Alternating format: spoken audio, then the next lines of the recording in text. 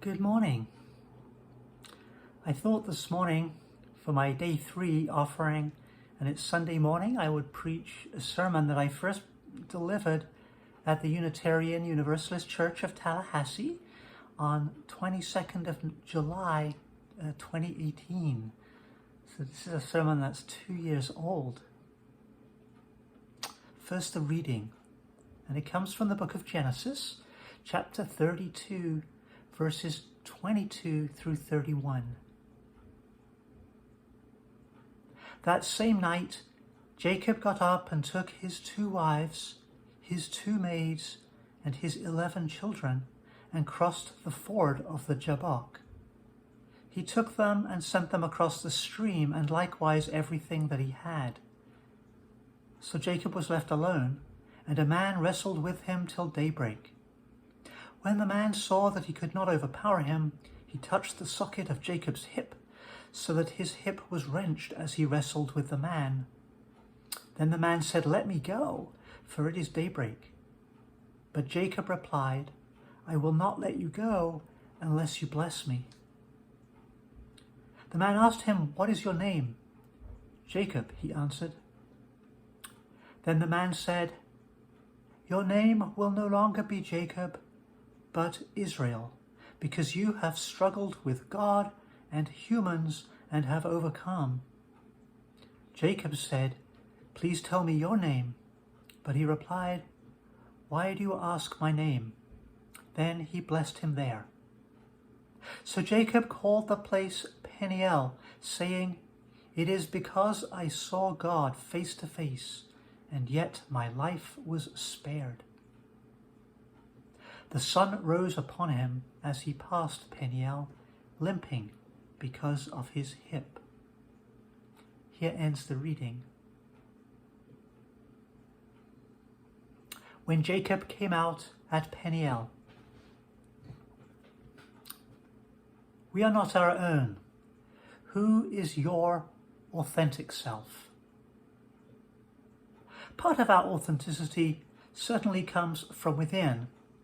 We reflect on self-identity from within, and we move toward where our inclinations push us. But what of the part that comes from outside of us? Early in our ministerial search process at Unitarian Universalist Church of Tallahassee, we engaged in a conversation at a workshop entitled Beyond Categorical Thinking. Part of that congregation touched on the church being a place where we could find our authentic selves. I liked that, but still had a misgiving. What if an authentic self were nasty? Is that really something we should be comfortable cultivating? And this line of thought has led me to reflect that part of our authentic identity lies beyond us. We are not only pushed from within, we are pulled or drawn toward an identity beyond us. Our authentic selves are also who we ought to become. Just as a minister feels an inward call to their vocation, so too, where appropriate, the community affirms with its outward call to minister to them. Wherever there is an ought, I like to think there is a value transcending the is. And when I think of that transcendence, I think of faith. As you discover and live into your authentic self, what faith resources come to mind? What stories frame your efforts and experience?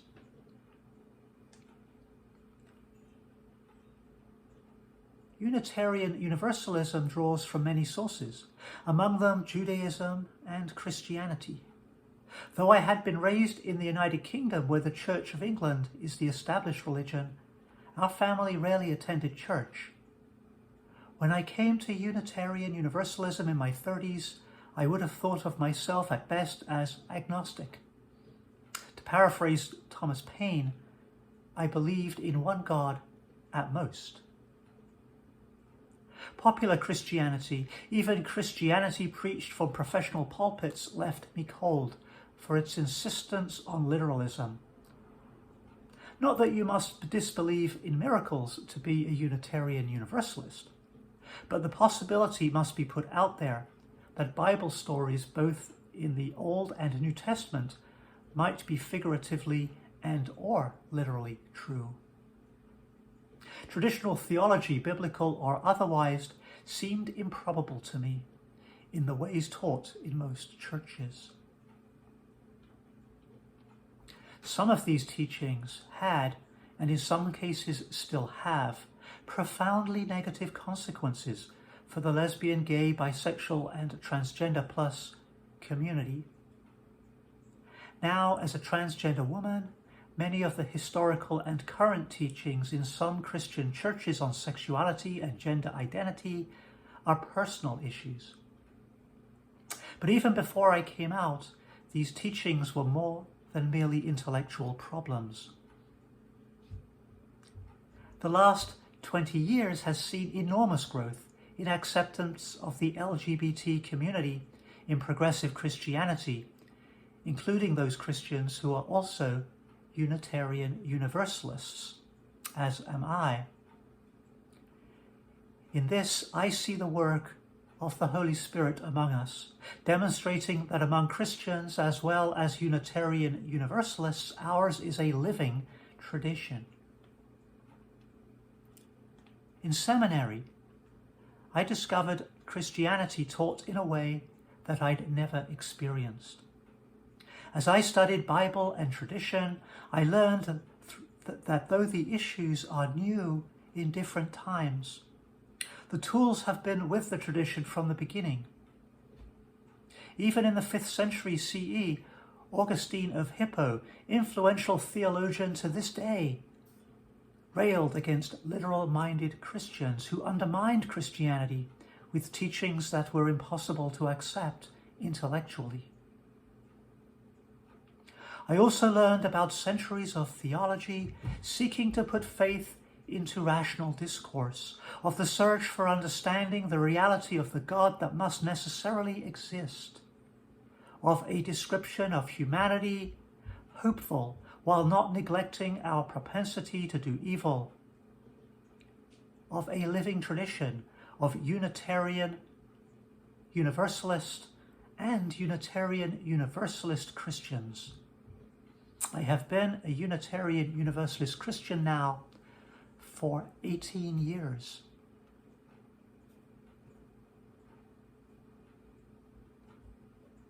Several months ago, I spoke at an LGBT plus pride service about coming out and faith. Coming out as transgender was fresh in my mind, having come out in October the previous year. The story that came to mind was Jacob's wrestling with the, well, was it a man? Or was it an angel? Or did Jacob in fact see the face of God that night? Whatever it was, Jacob struggled with a wrestler who was also a blesser. And that story of Jacob wrestling all night at Peniel alone spoke to me of the process of discernment prior to coming out, of the loneliness, of struggle and persistence, of new name and identity, and of the pain that accompanies all change. But to make sense of Jacob's struggle at Peniel, you need to know what happened before and after. The story goes like this, with some interpretation for which I must acknowledge Rabbi Jonathan Sacks, and in particular his book, Not in God's Name. Abraham was first called out of his land by a God named Yahweh and promised numerous descendants, a place to live, and that his people would be a blessing to all nations. Abraham and his wife Sarah had a son, Isaac. Isaac and his wife Rebekah had twin sons, Esau and Jacob. Esau is the older of the two, his father's favorite. Jacob turns out to be a trickster, the favorite of his mother. But Jacob lived an identity crisis. He wanted so badly to be Esau, the firstborn, the manly man, the hairy hunter that his father so loved, heir to his father's interests. To become Esau, Jacob had to use his wits. He was not naturally like Esau. He first tricked his brother out of his birthright. Famished from a day's hunting, Esau smells Jacob's delicious stew. But Jacob will only give him some if Esau renounces his birthright in favor of Jacob. Impetuous and living only in the moment, Esau agrees. Perhaps we might excuse Jacob on the grounds that Esau really didn't have what it would take to be Isaac's heir. All the same, Jacob and his mother Rebekah conspire to deceive Isaac into pronouncing Esau's blessing on Jacob. It happens like this. When their father Isaac was aging and nearly blind, he calls for Esau to bring him some game stew, food again, and obtain his father's blessing. After Esau departs, Rebekah makes the game stew. She dresses Jacob in Esau's clothes, and they disguise his not so hairy arm with goat skin. Without sight in his old age, Isaac relies on his other senses, and deceived by them, he gives Esau's blessing to Jacob. May God give you of heaven's dew and of earth's richness, an abundance of grain and new wine. May nations serve you and peoples bow down to you. Be Lord over your brothers, and may the sons of your mother bow down to you. These are the blessings of wealth and power. When Esau returns from the fields, father and son are rightfully angry. Rabbi Jonathan Sacks, citing older rabbinical sources, notes that while the writer of Genesis is rarely interested in the emotional state of the protagonists, we cannot help but feel sorry for the wrong done to Esau. The text itself puts us in sympathy with Esau. Esau vows revenge, and Rebekah thinks it safer that Jacob visit her brother's household under the pretext of finding a wife. Isaac sends Jacob off with asking God to pass Abraham's blessing on to Jacob. Numerous descendants, a place to live, and that his people would be a blessing to all nations. On his way, Jacob stops at Bethel and has his dream, in which Yahweh does indeed pass on this blessing to Jacob. Jacob works for Uncle Laban for 7 years to obtain a marriage to his daughter Rachel, only to be tricked into marrying the older daughter Leah first. The trickster is himself tricked. He has to serve Laban for another 7 years in order to marry Rachel. Jacob increases his flocks at the expense of his father-in-law. More trickery, and soon he has to flee back to his homeland with his household and their goods and gods. He is so worried that he divides his camp into 2, so that if Esau destroyed one, he would still have the other. Prudently, Jacob sent servants ahead with gifts for Esau, hoping to appease him. And all this is the context for Jacob's encounter at Peniel. And after Peniel, Jacob does indeed meet with his brother Esau. He gives him gifts and sheep. Jacob bows down to Esau, calling him Lord. The two are reconciled, though still wary of each other. In this, Jonathan Sacks sees that Jacob returns to Esau the blessing intended for Esau, the blessing Jacob had stolen, to be wealthy and to be the senior brother, to be Lord. At Peniel, Jacob has learned to be himself. his authentic name. The name Israel means he wrestles with God. And while the narrative resumes with the name Jacob, meaning he grasps the heel, he deceives, Jacob's tricky days are done. His sons are another matter. And we read in the knowledge that the people who understood themselves as Jacob's descendants were known as the Israelites, the God wrestlers.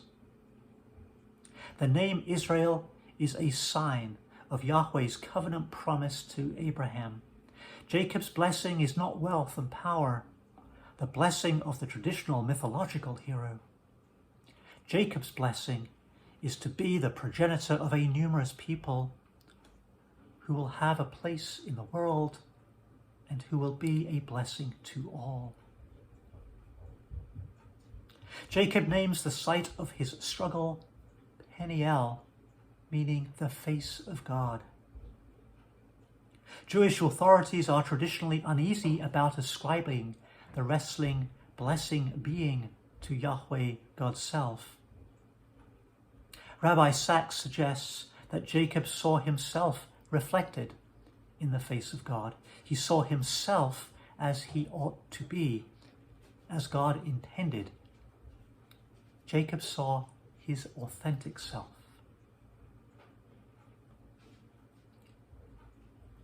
Jacob's story can be ours.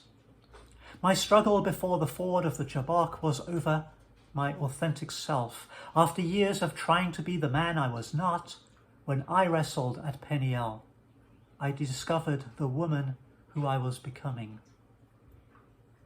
Even friends and allies, professional guidance even, at some level, I was very alone, away from all things familiar.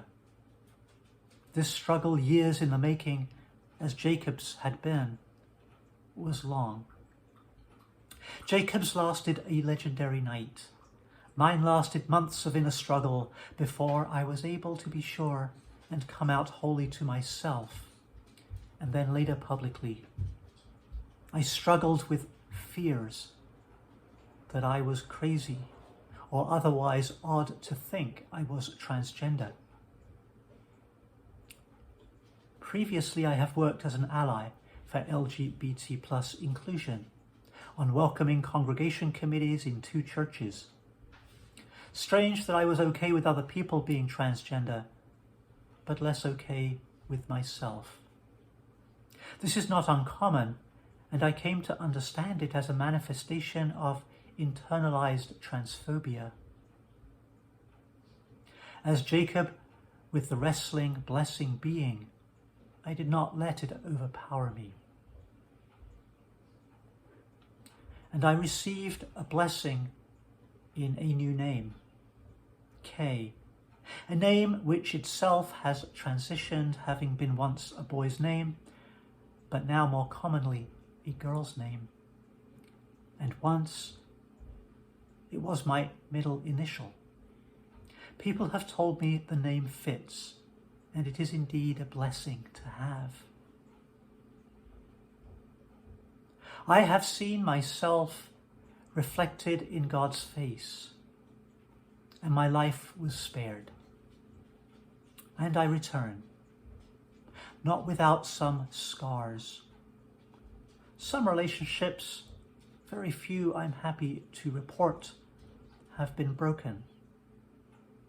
Some relationships have been created. Nearly all other relationships have been changed. There is loss in some of each of these, and great loss in a few. But there is also great gain in a more deeply authentic relationship now that I feel fully myself. Unitarian Universalists have many sources for a living tradition. You will not all see your struggle for authenticity in Jacob's struggle, but I hope you will be open to equally enriching faith resources from humanism, pagan traditions, Buddhism, and others. May the lovers of compassion and justice have a home.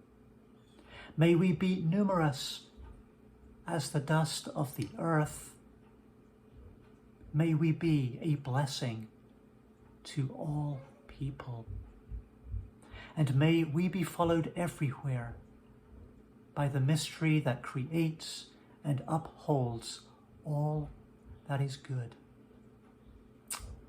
Amen. And so may it be.